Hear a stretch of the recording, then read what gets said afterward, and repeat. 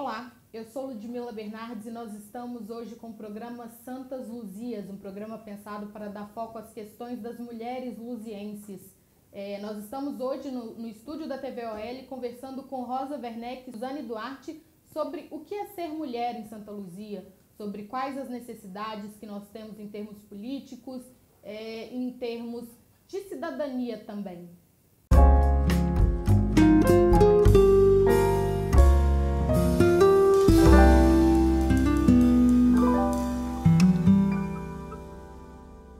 Olá, Suzane. Olá, Rosa. Olá. Obrigada por aceitarem o nosso convite. Para mim é um prazer estar aqui, né, Ludmila? Até com Suzane, que eu acho que Suzane é, assim, atualmente o que representa de melhor em termos de mulher em Santa Luzia, pela postura, pela cidadania que ela exerce dentro da Câmara, sendo, assim, imparcial como vereadora. Então, é um prazer, Suzane, estar com você aqui, viu? Se apresentem um pouco para as pessoas que ainda não conhecem vocês. Rosa é advogada, Suzane vereadora, não é isso? Falem um pouquinho sobre vocês. Eu sou, primeiro, professora. Eu gosto de me posicionar como professora. Eu sou professora, agora saiu essa semana minha aposentadoria do Estado, eu sou efetiva, professora de História, formada pela PUC. Na época ainda era Universidade Católica, não existia essa questão de PUC, e formada em Direito pela Milton Campos. E eu tenho pós-graduação em Administração Hospitalar, em Processo Civil e com aprofundamento em Direito de Família. Suzane? Então, também quero agradecer o convite aqui para estar participando desse projeto novo. É uma honra estar do lado de Ludmila, né, que tem um papel importante aqui na produção de comunicação em Santa Luzia, de Rosa, que tem uma atuação e para nós tem um patrimônio ético de atuação cidadã, seja do lugar dela enquanto professora, do lugar dela enquanto advogada, enfim, é alguém que colabora conosco para pensar a cidade, né? E a pensar a cidade não só um pedaço dela, no seu todo, no seu processo histórico. Então, eu chego aqui em Santa Luzia em 84, e aí toda a minha formação enquanto cidadã, projeto de vida vai sendo forjado nesse lugar. Eu me formei em História pela UFMG, sou professora da rede pública, já fui do Estado, atualmente eu tenho 2 cargos em Belo Horizonte, claro, estou licenciada para exercer o mandato de vereadora aqui no município de Santa Luzia, mas eu não descuido da minha profissão, porque eu falo que vereadora a gente está, é um serviço que a gente presta para a população por um período.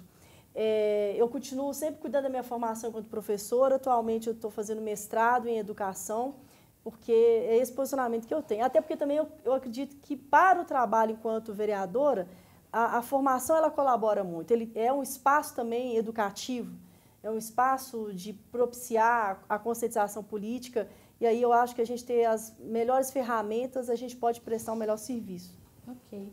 Então vamos para a primeira pergunta, né? Assim, de cara, eu quero saber de vocês o que é ser mulher em Santa Luzia. Mulher luziense, né? Que a gente costuma chamar.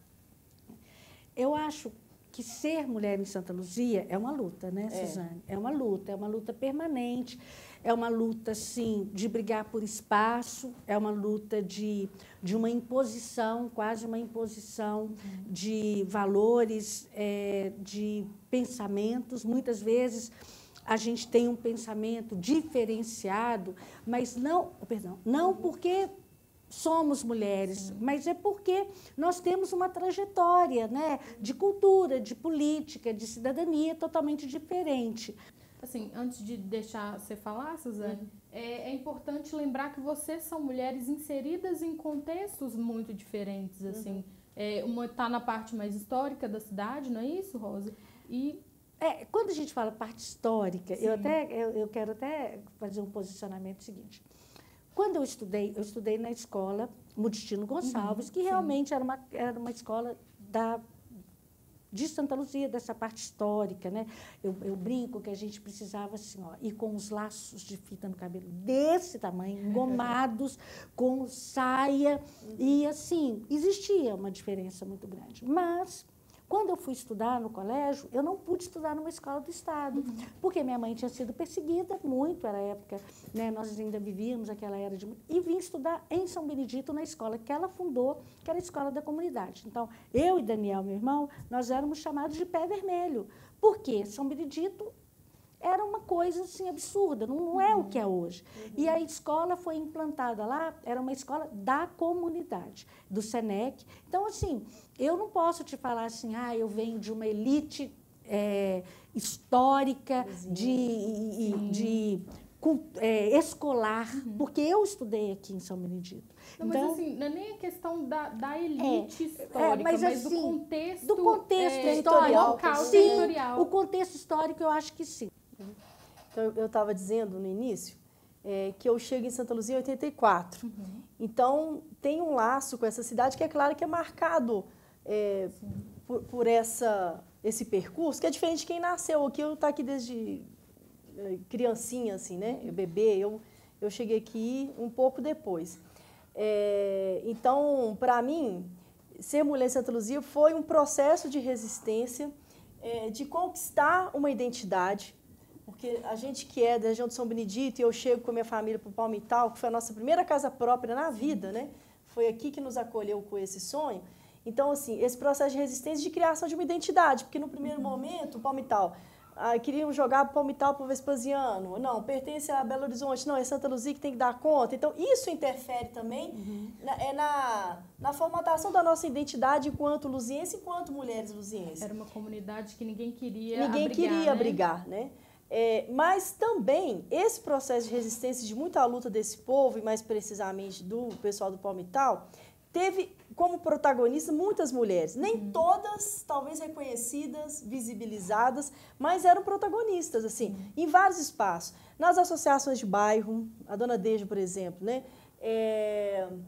Em situações extremas, como garantir o sopão, porque era uma época de muita fome, muito desemprego, muita carestia. Então, assim, organizar isso, eram as mulheres que estavam ali novamente, né? Nesse tipo de organização. Na luta por água, que, assim, uma lembrança que a gente tem nesse processo palmital é a falta de água recorrente. E lá estavam todas elas carregando água, se virando para garantir essa questão que é mínima para a sobrevivência da família. Então, ou no espaço religioso, eu venho de uma tradição católica e que desde o início as mulheres foram assim, de um papel fundamental nessa formatação comunitária. Então, assim, é isso. Para mim, ser mulher luziense é carregar essa força da ancestralidade, das várias que vieram antes da gente. Imagina uma cidade com mais de 300 anos, é muita história de mulheres, assim, né? E que a gente tem esse papel até hoje, muita resistência, sabe? Sim. De criar essa identidade. Hoje eu me sinto, sim, assim, depois de muita luta, a gente fala, não, nós somos desse lugar. E a gente quer cuidar dele. A gente quer fazer Santa Luzia um lugar bom para viver para todo mundo, seja de que território estiver. E aí eu me sinto muito marcada por todas essas experiências aí e tendo essas mulheres todas como parâmetro. Sim. Você tocou numa questão muito importante, que é a questão da importância das mulheres para a construção das comunidades, né?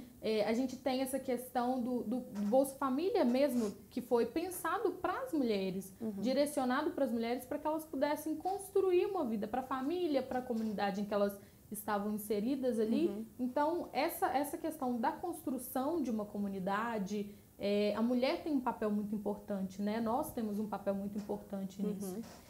Dentro da carreira de vocês, como que vocês percebem as limitações que a gente tem por ser mulher, enquanto gênero mesmo, nessa classificação de gênero que a gente tem? Eu só queria, antes de você falar, quando você tocou no Bolsa Família, porque existe uma resistência violenta em relação ao Bolsa Família e até deturpam a situação do Bolsa Família. Eu acho que quando foi criado o Bolsa Família, eu acho que a ideia era fantástica. Sabe por quê? A gente que milita na área de família, a gente vê aqui em Santa Luzia uma gama muito grande de mulheres que sustentam seus filhos e que não têm o que comer. Exatamente. E quando você vai para um divórcio, né, litigioso, como que você vira para uma mãe e fala assim, olha, nós precisamos provar que aquela pessoa tem rendimento.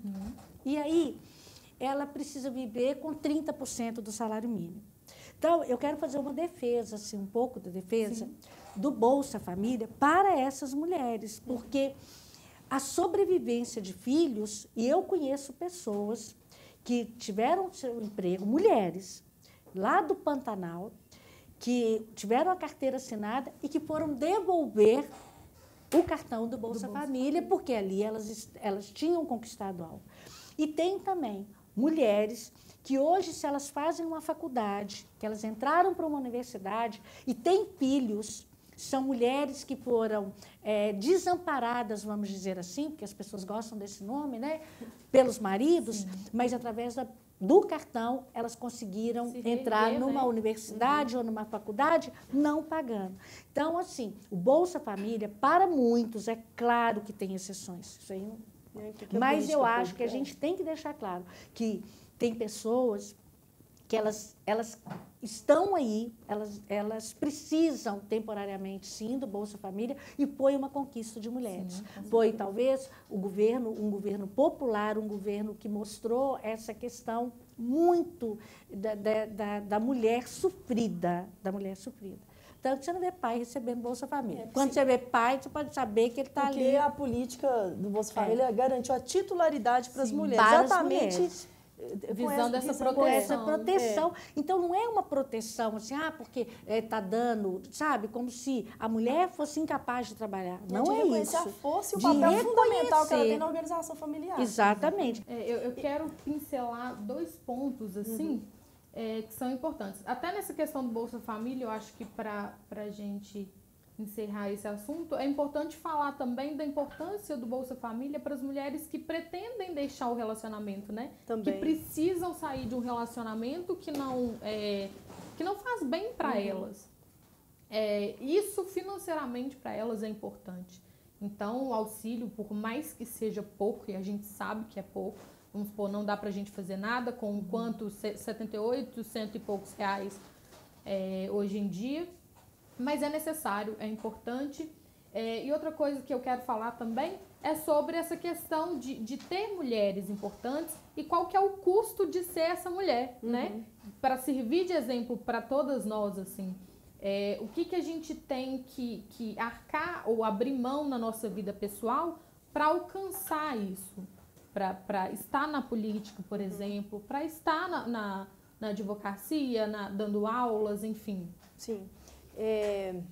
Ainda sobre essa questão do empoderamento da mulher e no ponto de vista econômico, porque todos os dados nos mostram, quando a gente avalia esse fenômeno da violência doméstica contra as mulheres, claro que você tem uma questão de uma dependência emocional, mas um outro aspecto que é fundamental para a permanência, infelizmente, de muitas em relacionamentos abusivos, é a questão econômica, né? Assim, é aquela questão de se perguntar, poxa, o que eu vou fazer depois com os meus filhos? E como é que eu vou garantir a alimentação, enfim, garantir a sobrevivência? Como eu disse, não é a única dimensão, mas a partir do momento que a gente consegue garantir políticas públicas de inserção no mercado de trabalho, de capacitação, enfim, que ela possa vislumbrar essa saída, ou mesmo aquelas que se inserem na economia solidária, a forma de estar nos relacionamentos muda totalmente. Muda totalmente. E aí, se forem relacionamentos abusivos, de violência, a chance dela ter força de romper com esse ciclo de violência é muito maior. Agora, o custo, então, de sermos mulheres nos espaços políticos, né? E aí, eu falo dos espaços porque são vários, associações de bairro, ONG, OAB, tudo isso consiste em espaços políticos. Agora, é claro, tem esse da democracia representativa, esse espaço institucional, que é muito pesado e desafiador a gente chegar, porque tem muitos mecanismos exatamente para não nos permitir. Né? Porque, assim, historicamente, no Brasil e no mundo, o nosso lugar foi sempre o espaço privado, é sempre a casa. Então, vir para o espaço público é um desafio, romper barreiras e fronteiras. Né? E aí, o processo eleitoral ele não é favorável às mulheres, o financiamento de campanha, agora que está na pauta, a garantia de um mínimo de financiamento para as candidaturas de mulheres. Isso não era colocado. Mal a questão de garantir os 30%. Que a interpretação também é de conveniência, porque a lei fala 30% sexo oposto, né? no mínimo. Sim. Mas hoje o que os partidos fazem é garantir o 30% de mulheres candidatas, ponto.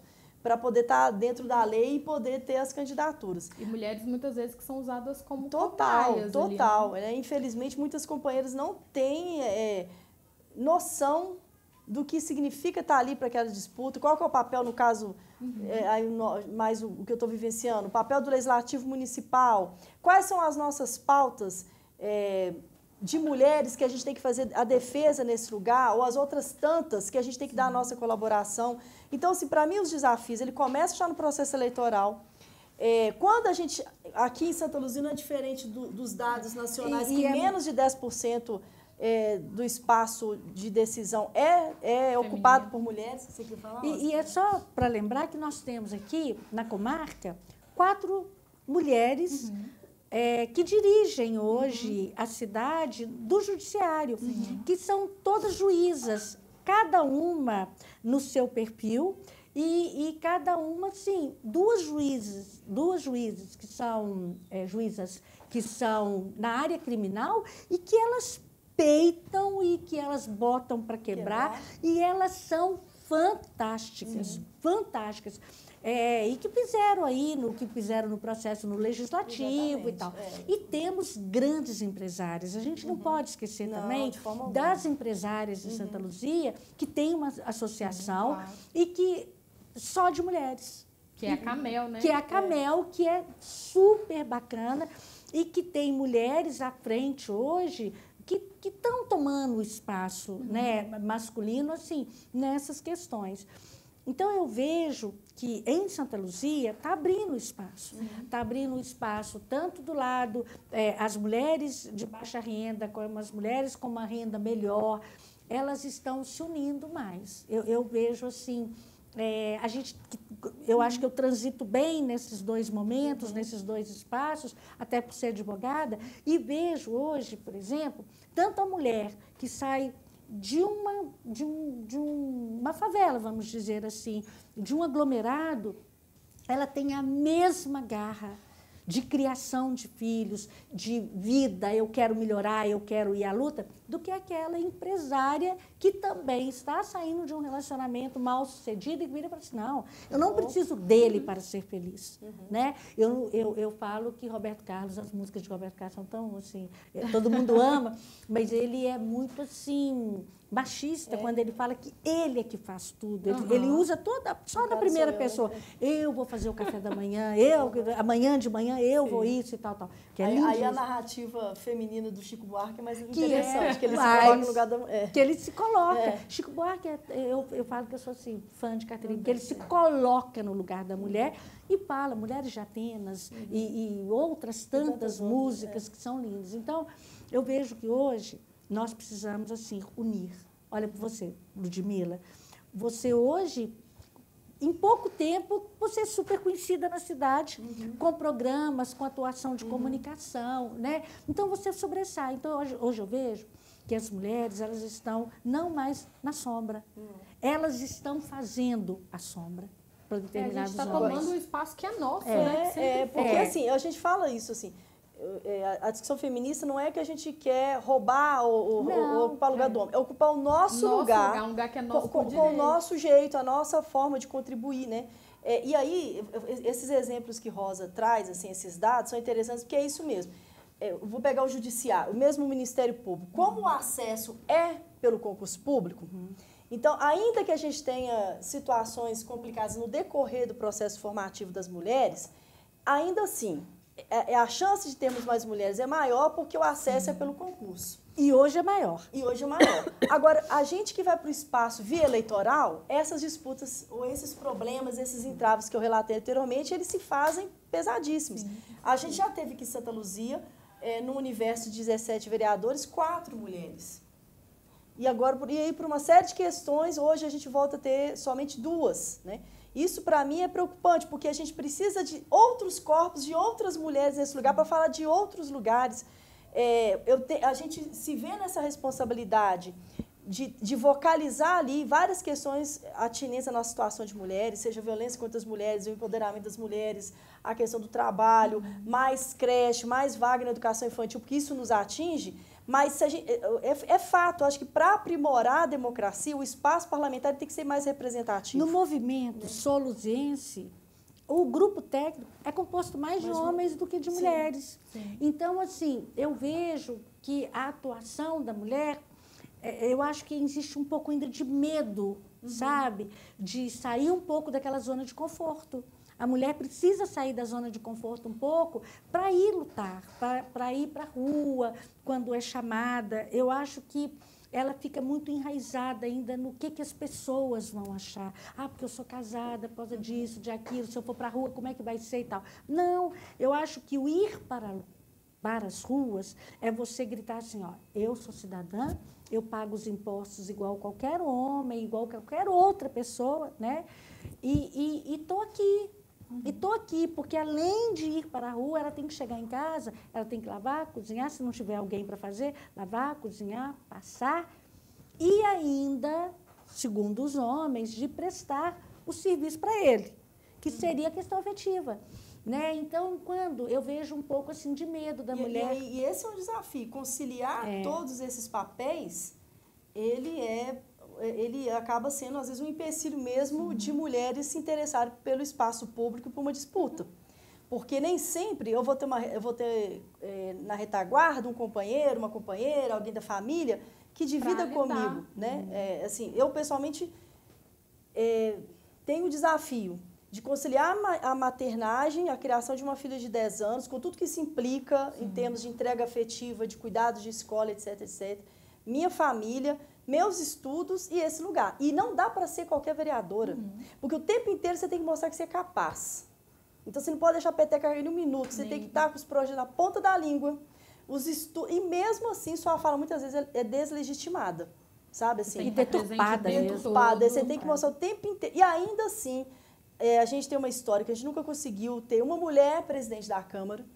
Então, assim, ainda é como se permitissem que a gente tivesse ali, mas olha, é só até aqui.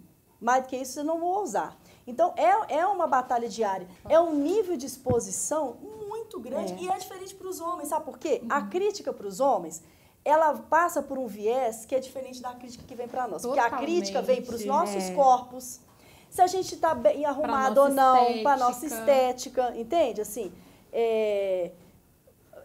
como que a nossa vida pessoal e sexual é colocada em xeque. Para debate. Então, por exemplo, eu sou uma mulher solteira.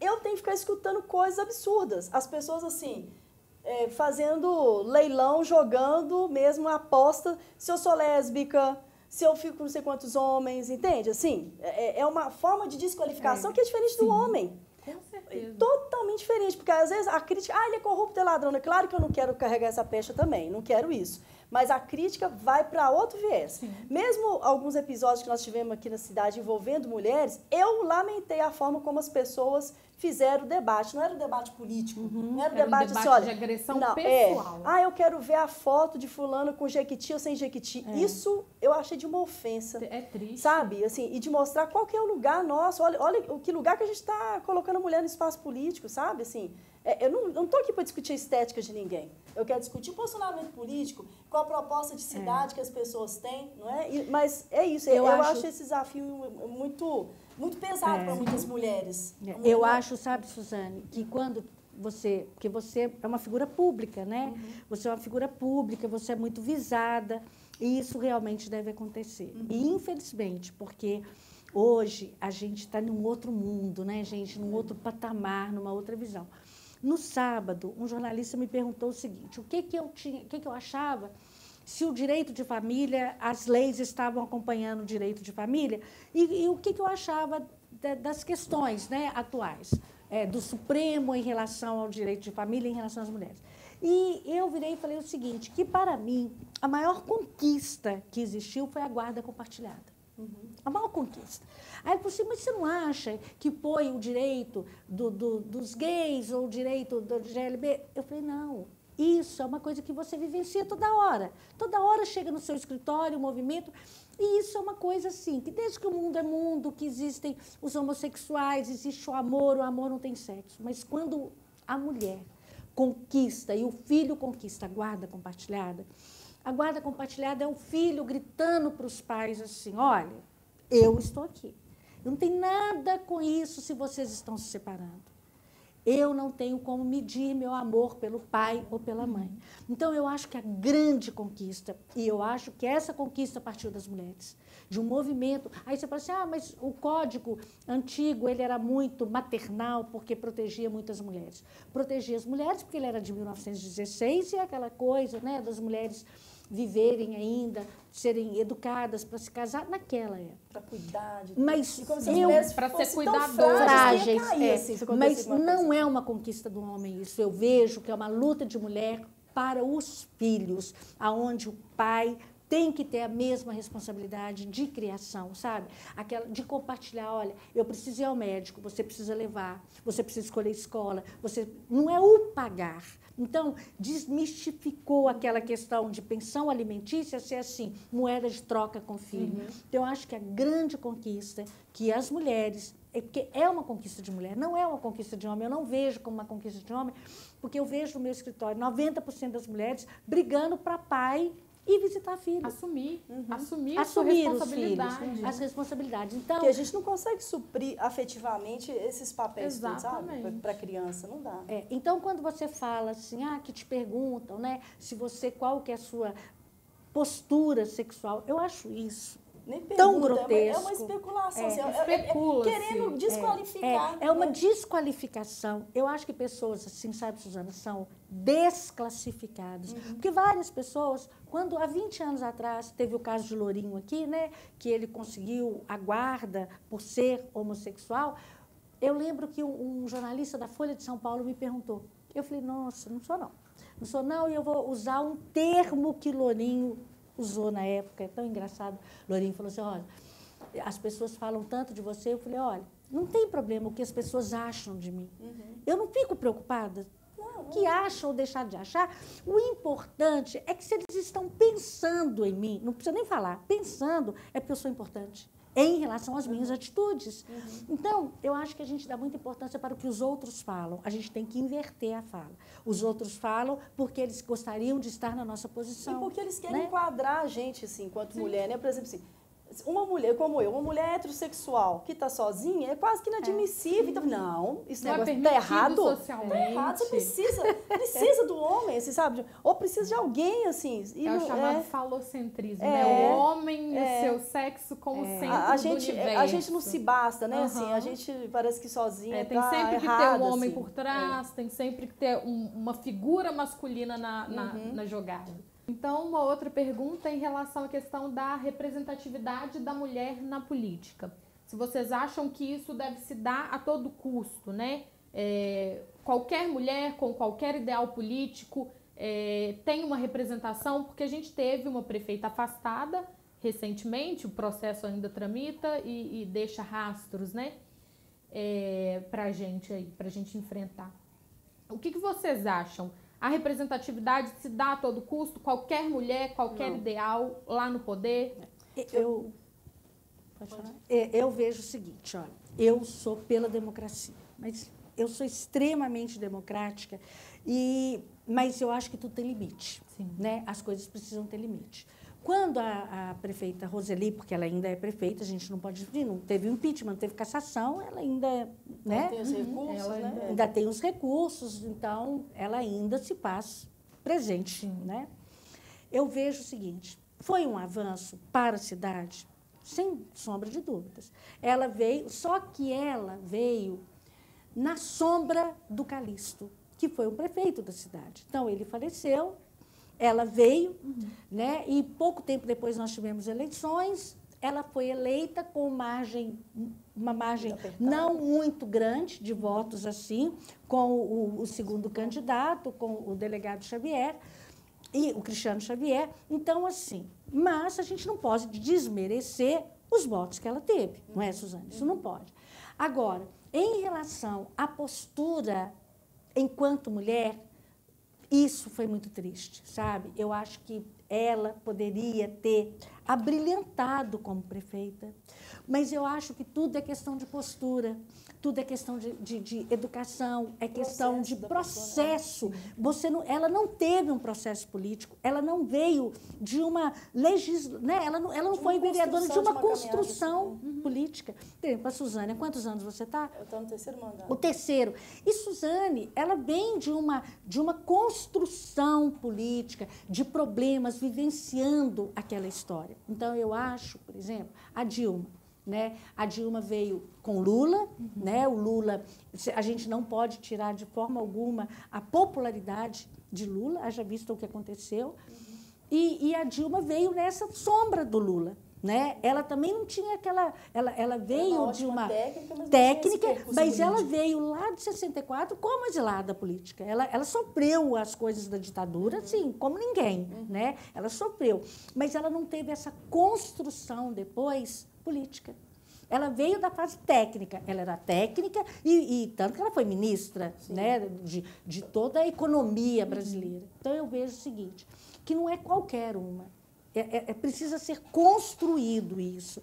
Então, você lançar só por ser mulher, eu acho que não é por aí. Não dá certo. Não dá certo mesmo. Porque muitas vezes ela pode se eleger. E aí chega lá... E jogar contra nós mulheres. Exatamente. Acontece isso. Eu tenho feito parte de uma construção, ela chama partida. E o nome é intencional mesmo. Sim. É fazer um contraponto à ideia do partido.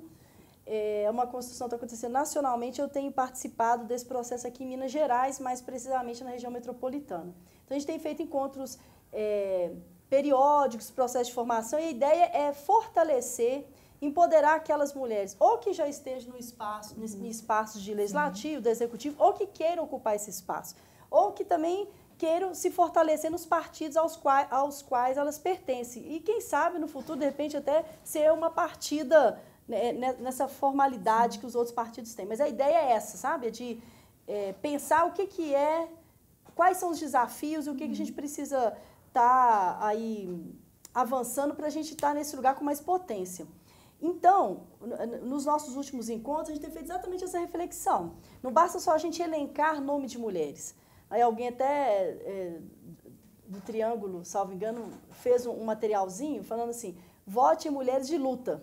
Então, meninas, mais uma vez eu quero agradecer vocês terem aceitado o convite do Observatório Luziense para participar, né, desse novo programa do nosso site. Obrigada, viu? Eu que agradeço. Agradeço muito, né? E estar aqui na companhia de Suzane, nossa, melhor muito ainda. Bom.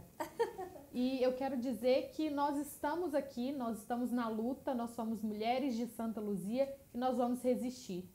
Muito obrigada por participar do Santas Luzias, né? É um programa voltado para mulheres luzienses. E se você quiser saber mais ou assistir mais programas como esse, nós vamos deixar o link aqui embaixo. E podem entrar em contato com a gente também através das nossas redes sociais, o Facebook, Observatório Luziense, nosso YouTube também, Observatório Luziense, e o nosso site, observatorioluziense.com.br. Muito obrigada!